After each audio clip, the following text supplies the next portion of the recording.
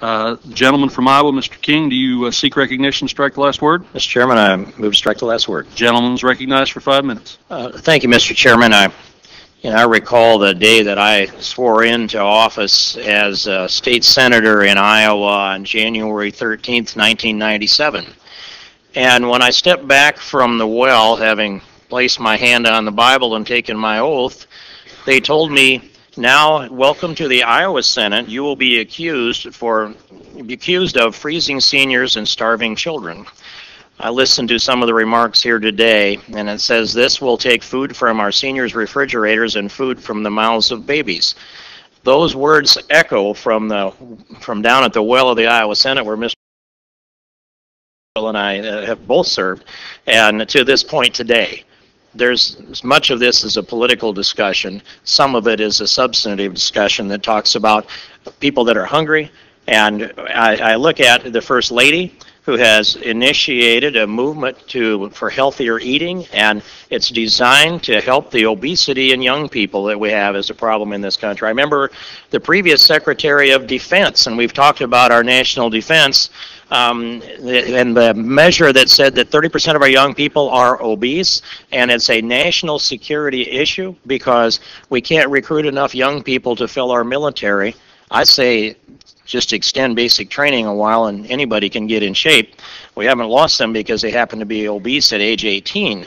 But I was sitting in this very room on March 13th, 2007, when the testimony on the markup of that farm bill was unfolding, and we were dealing with the nutrition components of the farm bill. And the witness before us was Janet Murguia, and she is, or was at least, the president of La Raza.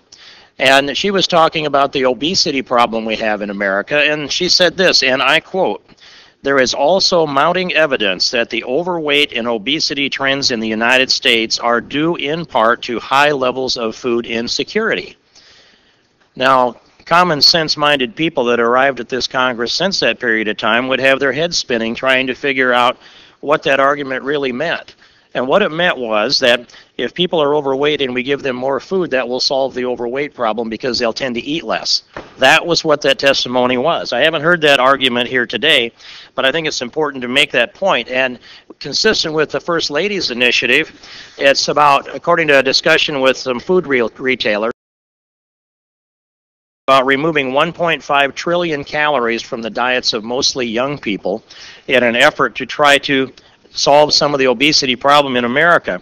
And it's curious to me that the effort of the First Lady to do so, and I'm not tacking that number of calories to her, but the theme I am associating with her effort, it's curious that there's not pushback from Democrats on that effort, but there is pushback from Democrats on this effort to do something that simply lowers the safety net.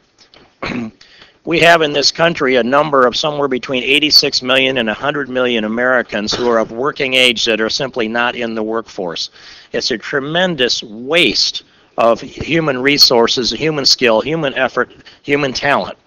And yet we have, according to Robert Rector, the Heritage Foundation, 72 different means-tested federal welfare programs. This is one. And this effort that we have here today is not to remove a safety net. This is to ratchet the hammock down just one click. And perhaps some of the people that will be part of those that are the focus of this legislation will then take a look and figure out how they can contribute, grab a hold of their oar, trim the sails, swab the decks, work in the galley, whatever it needs to do to help improve and increase the gross domestic product of the United States. When you give people 72 different programs, there's not a single American that can even list those programs from memory, let alone tell you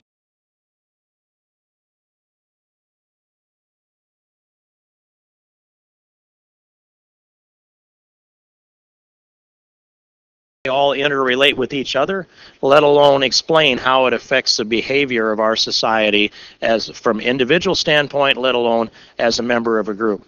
And so I think what's going on here is, as Mr. Conaway said, it is a prudent step in the right direction. We have to get this spending under control, and I think this is also a good position for the Ag Committee to take, and I don't think that people are going to starve because of this action. And what will happen in the end will be the loans will be foreclosed upon in the United States of America someday if we continue to spend 42 cents out of every dollar that we spend.